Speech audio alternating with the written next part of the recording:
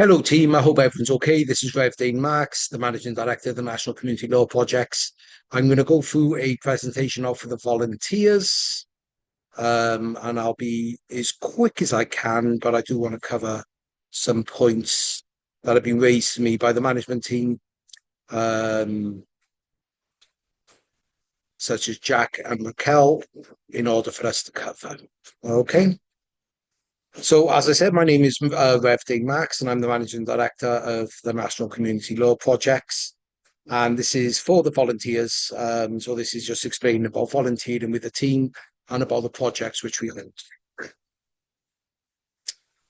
Okay, so the National Community Law Project is a digital hub for the following non-for-profit community interest companies. So we've got the National Community Law Project, CIC, which is widening access to justice and legal education. We've also got the National Public Education Project, CIC, which is promoting learning and lifelong knowledge. We've also got the National Community Security Project, which is building safer, stronger neighbourhoods. And we've got One Community Ely, which is enhancing the well-being and opportunity for local residents in Ely. So that's a very grassroots organisation. So let me begin with telling you about the National Community Law Project. The National Community Law Project is a not-for-profit social enterprise that assists people from low income and marginalised backgrounds and vulnerable people with legal support. Due to the LASBO Act 2012, many people have been able to access legal aid and legal support for justice and for issues that are arising with them. So the LASBO Act 2012 restricted legal aid in mainly civil cases in the UK. Which is left a lot of people disadvantaged when it comes to law. Now, the issue is in the UK, there's no compulsory education in law. And we don't have a written constitution. We have a largely unwritten constitution. So a lot of people, when they face legal issues, are completely overwhelmed with trying to navigate themselves through them. And also the issue is if they get it wrong or they don't understand what is going on, it can lead to massive consequences that can go against them. So the National Community Law Project is made up of law students and graduates and other members of this team in order to assist people in understanding their legal issues and being able to navigate their cases. Now, we're not solicitors, so we're not regulated by the SRA, the Solicitors Regulation Authority. But what we can do, which means we can't get involved in certain processes such as probate, litigation, and other reserve rights that are for people who have become qualified solicitors. But what we are is law students and graduates with a passion in order to help the community. So we can help people with their case notes, help them understand their case, help them with legal research, and where we can try to find legal representation if necessary when they're facing these issues. So we've had a lot of success with this organisation. We've been able to help people across the board with issues such as discrimination, being able to help people in employment, being able to assist people and businesses in pre-litigation where they've had issues with, being evicted, or they're having issues facing their business with consumer rights and also people with consumer rights issues. So there's been a lot of things we've been able to do as an organisation, and we've been very, very successful in that. So I will give more of an in-depth presentation to each of these organisations now in the coming days, but that just gives you an overview of what the National Community Law Project is. The other organisation that we own is the National Public Education Project, CIC. Now, the National Public Education Project is to fill the gaps where mainstream education don't fill. So, and it's for the community, by the community. So all our organisations follow that ethic. We're for the community, by the community. So what the community needs and wants are, we try to facilitate and enable as much as we can be in this organisation. So that would be such things as like we've just explained, there's no compulsory education in law. So we can assist people with understanding their civic rights and responsibilities, as well as understanding the legal system a lot more. We can also help people, and there's no compulsory education in finance or entrepreneurship. Now we see as well with the Gen Z organisation and probably the Alpha Gen as well coming up, that there's a huge increase in people wanting to have their own businesses and wanting to run their own organizations. Unfortunately, there is no compulsory education in that, so we can help facilitate that as well.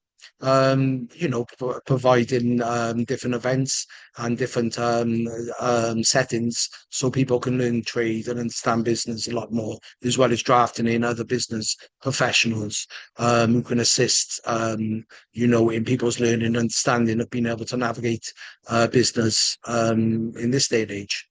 Another aspect is emerging technologies and AI. A very big thing at the moment in the UK, billions of pounds being invested into AI at the moment. What we have got is a skill shortage in the UK. So we haven't got as many people able to understand or navigate AI as we need to do. So we aim, as the National Public Education Project, to be able to provide education on people in understanding, being able to critically evaluate, being able to correctly prompt, AI services, and understand emerging technologies as they're coming in, because it's a very rapid growth area. And I think it's really important. AI isn't going away. It's here to stay. And, so the more people who can learn about that and understand that, the better. So that's a brief overview. Like I said, I'll give a more in-depth overview individually for each organisation now in the coming days. The National Community Security Project, there's been a lot of issues, especially since lockdown, with issues in the community dealing with issues such as violence. So we got a rise in violence such as knife crime, gang-related crime, and county lines. And for those who don't know, county lines is where drug organisations basically go to different cities and start recruiting mainly youngsters in order to peddle drugs, basically. That's a big issue in society at the moment. It's not good. It needs to be navigated against, and we need to be working with communities in order to make sure that that's navigated as well, and that we can provide the solutions to prevent that from happening. We've got a lot of strategies. We're also recruiting in each city and each location in the UK as well. So we can build those teams, those voluntary teams who are there to support, provide information, and give us a clear understanding of the issues that are going on within them specific areas, and then work with residents and other communities in order to navigate these problems. So again, for the community, by the community, it's getting the community engaged and being able to facilitate that and enable that as well, and protect people moving forward. One Community Ely CIC, that's a grassroots organisation. So it's an organisation, it's an area. Ely is one of the largest or second largest council estates in Europe, I believe. And there's been a lot of issues there. So I come from Ely myself. A couple of decades ago, I was raised in there. So this is a grassroots organisation. So if volunteers want to learn about grassroots, this is the organisation to come to, and it's basically supporting residents and providing solutions to navigate the issues, deprivation and other issues that are in this area. So your role as a volunteer. Your role as a volunteer, first off, is to understand the organisation.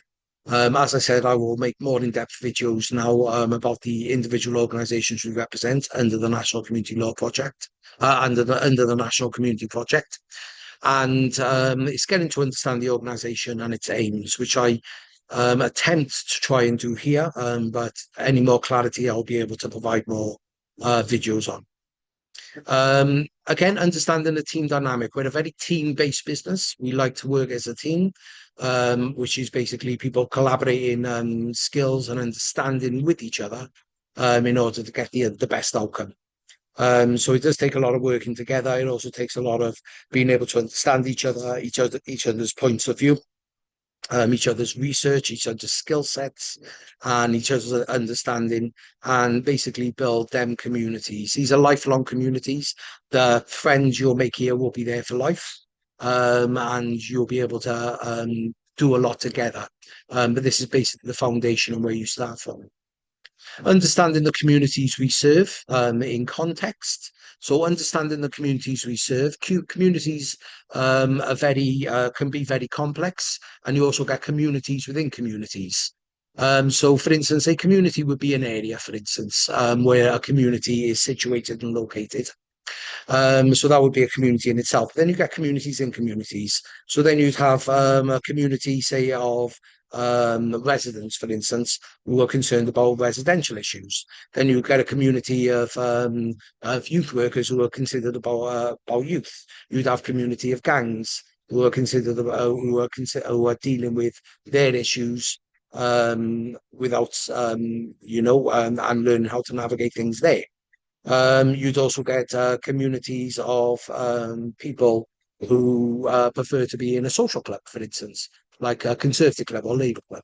Then you'd also get another community of people who just like to, go to people's houses. So you get all these different kinds of communities. So the dynamic of communities, which we'll go more in depth with, can be quite thin. But then it's looking at it as a holistic level, and that's what we do. And we learn from every person in order to bring them communities together and get the best results for their communities on the issues we're facing. That takes a lot of critical thinking. So critical thinking is just taking on board the information that we're being fed through. It's being able to evaluate that information and then be able to put it in alignment with, number one, the company's aims and our team's aims, but also with ourselves, and be able to say, well, is this really working for the community? Is this group of people really benefit the community? So say, for instance, with gangs. So we see gangs and their drive usually is to try and make some money, deprivation, and they could also have other issues going on. So then we're looking at the gangs and saying, are you really benefiting the community by what you're doing? And then, is there other areas of this community that can support you? And is there other things we can do to intervene in order so you don't have financial problems, so you can get a good education, so you can get yourself in a position of being a positive influence in life. So as an example. So that kind of critical evaluation will need to come through as well. We also need to being aware of utilising our skills, utilising the skills we've already got. So, for instance, my background is law, plus I've also got a lot of experience in business over the years as well. Plus, I've got a further background as well, which I'll go into more detail about. And then it's understanding where we come from with our own skills, and then how we can contribute our skills to the betterment of society and the community by working with the teams and building on them skills, and then building on other skills as well, which is the next agenda, which is learning from other people. We've got some amazing volunteers. In fact, the majority of the volunteers which we've got here are absolutely amazing. They've got skills from all different backgrounds, and we can tap into. So tap into it, let them add to us, let them be able to debate with us about different issues, have them conversations, advance our learning more and more, because that's what we're here for. We're here to understand people's other perspectives, learn from them as well as them learn from us, and building on them skill sets as a volunteer in order to get the results that we're aiming for. And then it's like applying yourself and your skills for the interests of the team, the organisation, the communities we serve. So then we create this pool of never-ending learning where we're constantly developing and adding benefits to the communities we serve.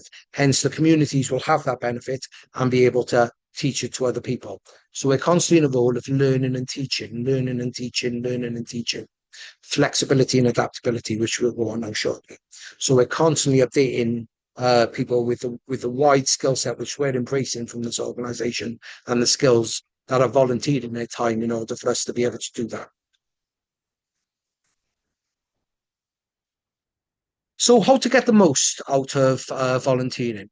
This is about building lasting connections. So the people you meet here, and some of the people, and if not all of the people you meet here, will be lasting connections for you, depending on how you apply yourself. So building lasting connections is a task in itself. It's basically making sure that we're serving other people and we expect to serve them to serve us as well. That's within the team context, organization context, and also in the broader context of the community. So we're building these relationships. Hence, in the future, when you're deciding to navigate, whether you go for profit, non-for-profit, or set up your own business, you have these connections already established. And because you've worked with them and because you give to them and you've offered them your skills and they've offered their skills back, you get to know each other and you get to know each other's capabilities. Hence, you'll be the first person they come and try and contact when other opportunities arise, and the same vice versa when your opportunities arise. Profiling yourself. Profiling yourself as I'm doing now. By default, my job is to represent this company in a public facing and be fully transparent and do the same thing. We all lead by example.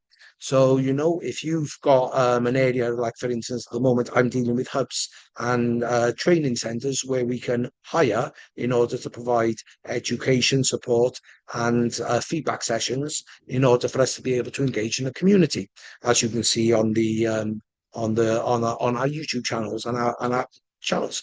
So if you in your local area want to go to a hub and see what training we can provide, if you want to go and visit an organization, a non-for-profit or a for-profit organization you think would be beneficial, or a collaboration, film it.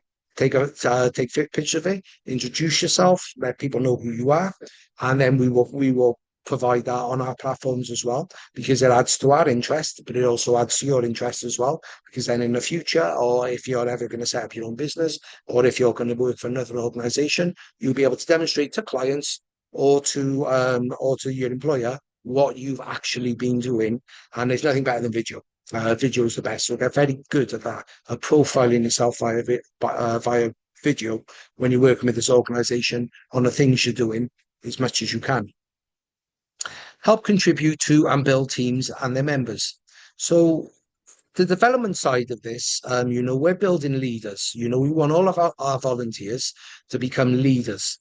We want to be able to say, we've served the community, you know what I mean? And we're going to be leading forward, because then if we're leading forward, then we're able to help other organizations and other places where we are develop, and we'll have a fuller understanding.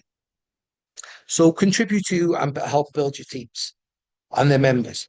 Support everyone. Everyone should be in a supportive role here, especially within the organisation, in order to serve the public interest. Plus, it also helps your team as well. It doesn't make the full burden on just a section of the team or a couple of sections of the team. It helps us have a fully engaged way of working together. Work towards the interests. Always work towards the interests of the communities we serve.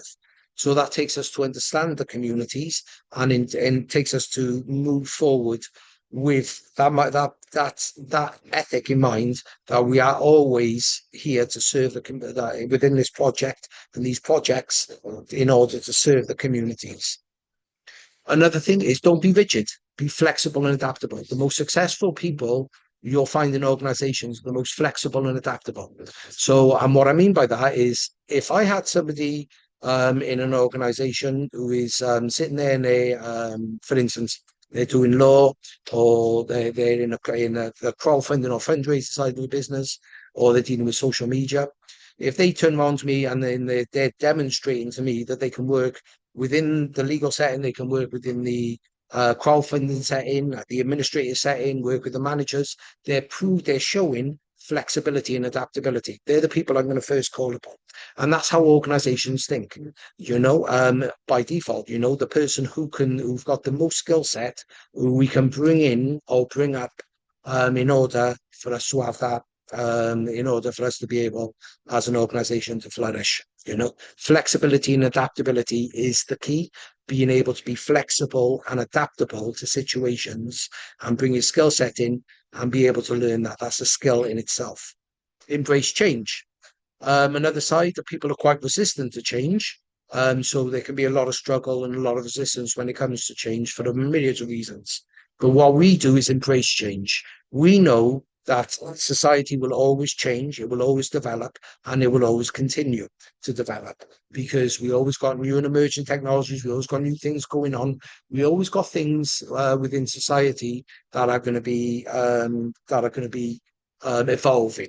So we evolve with that. So we embrace change and always seek to learn.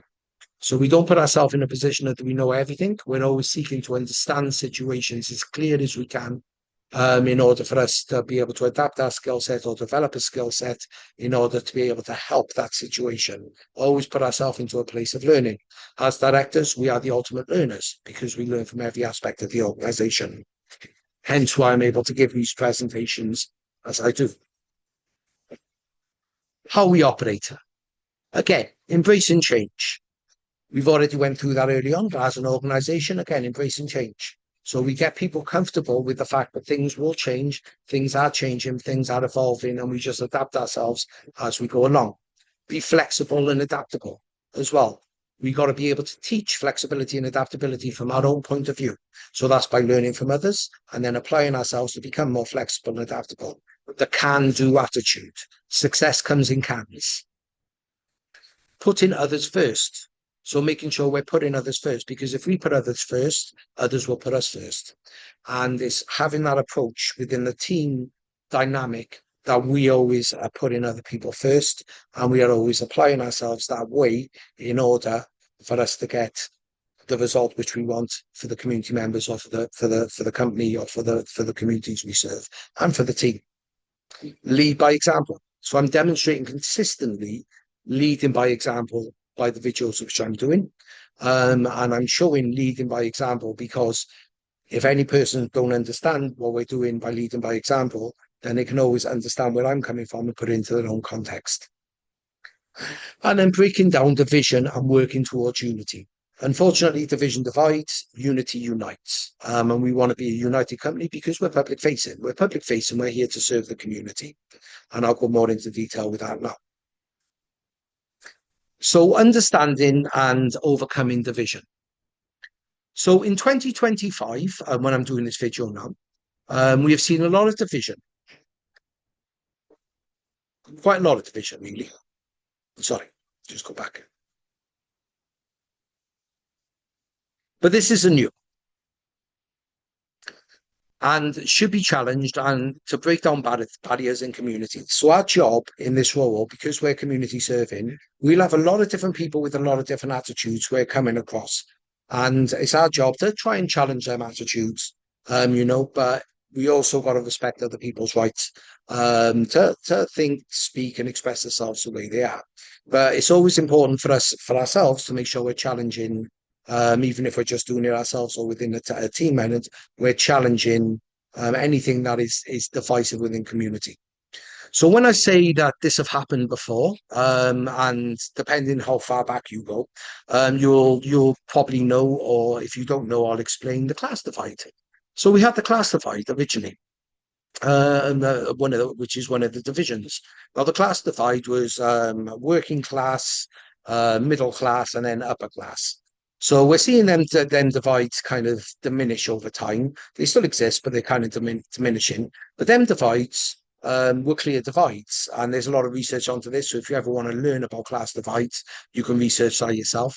But just as an overall, the class divides basically created obstacles or opportunities. Obstacles to access to opportunities.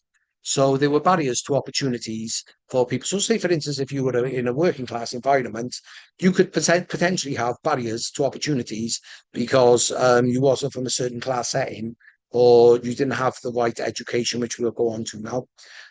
Or there would be other social divides as well, which would prevent you from being able to have the equal opportunities of other people.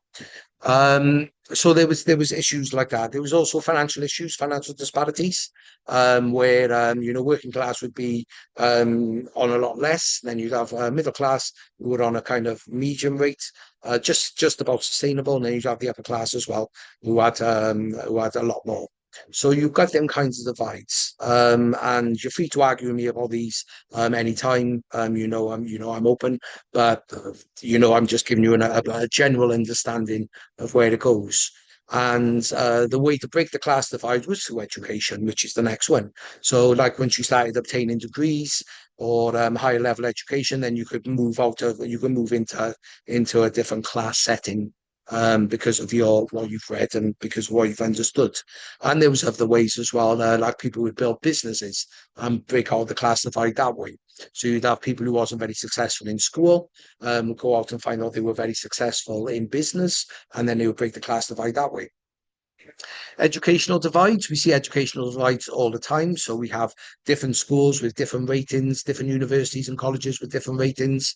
We still kind of have that today, like a kind of leadership board. And that also defines then of where some people can have access to education and other people don't. So that's another divide which we see, social divides as well. So if we have a look at social divides, so depending on where people are located, areas in where people are located can also create divides as well. Also, people's understanding of different things can also create social divides, which can also have an impact and create some forms of discrimination as we go along. Again, if we talk about gang crimes, we'll be talking about postcode divides. So in the UK specifically, as opposed to other countries, or some of the other countries, we get postcode divides. So where we get communities divided by postcode, and this is where gang crime can kind of be infiltrated in with it. So we have communities in a specific postcode with issues with somebody else in another postcode area, or another area within the city, or another area within a town, and they can create divides as well. We see them kind of social divides going on. And unfortunately, it's created a lot of issues now.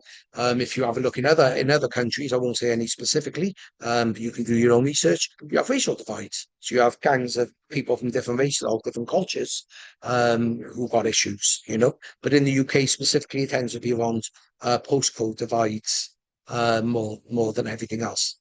And then you've got business and corporate divides. So we're taught in business to be competitive, to find out what the weak spots are within business, to find out what the weak spots are within corporations, identify them, tackle them, become better than them in that way. So you can see how the system, and what I'm trying to explain here is division in communities isn't new.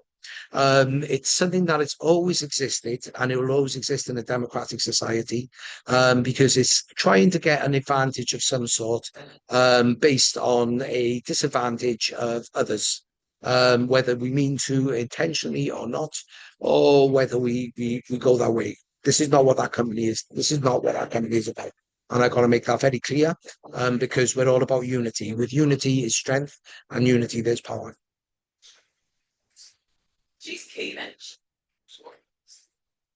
Okay, brilliant. So, understanding vulnerability. Vulnerability can be a single issue or a range of issues that places somebody at disadvantages to the general population. Because of this disadvantages, they can be open to discrimination, exploitation, or threat, either by intent or ignorance. As a member of this organisation, we will develop key skills to understanding vulnerabilities. For this, we must ensure that we understand our own bias and seek out to learn the best ways to serve others when faced with that.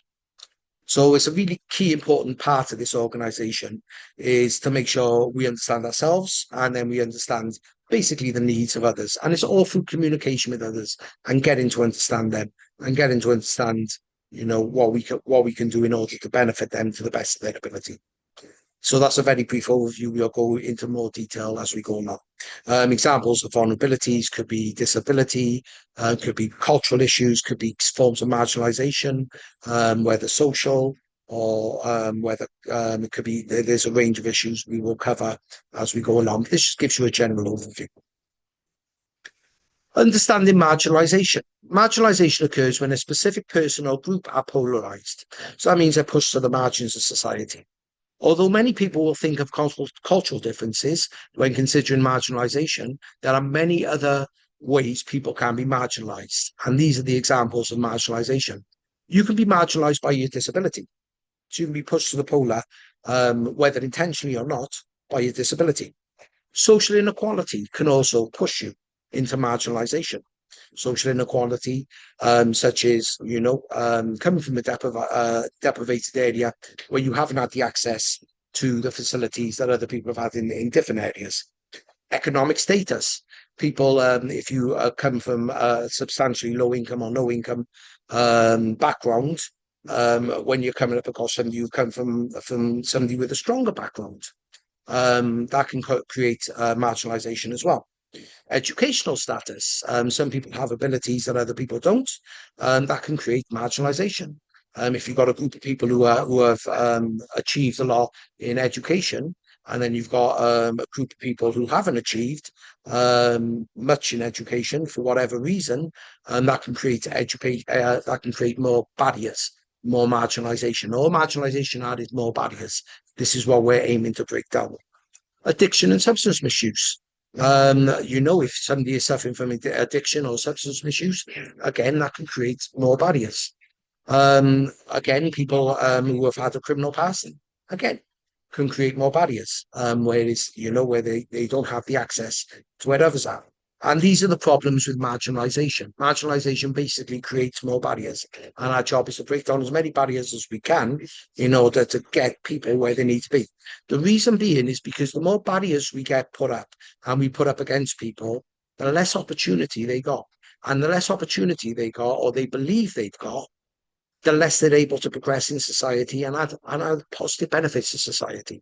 And everyone's got positive benefits they can contribute to society. And that is what our organisation is about, bringing positive solutions and being able to enable people to bring positive solutions to society. Understanding discrimination. So discrimination under the Equality Act 2010. So the Equality Act was set up because we had a lot of different acts prior to this, which basically defined discrimination in different ways. So the Equality Act was literally set up in order to bring all of the things together to create a safety net for people who can potentially be discriminated against, marginalised, or become vulnerable because of some issues. But the Equality Act doesn't cover every kind of discrimination.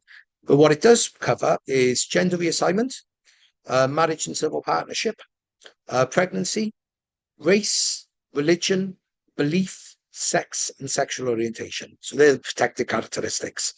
But like I said, there's other things that can lead to discrimination that are not covered by the Act, such as poverty.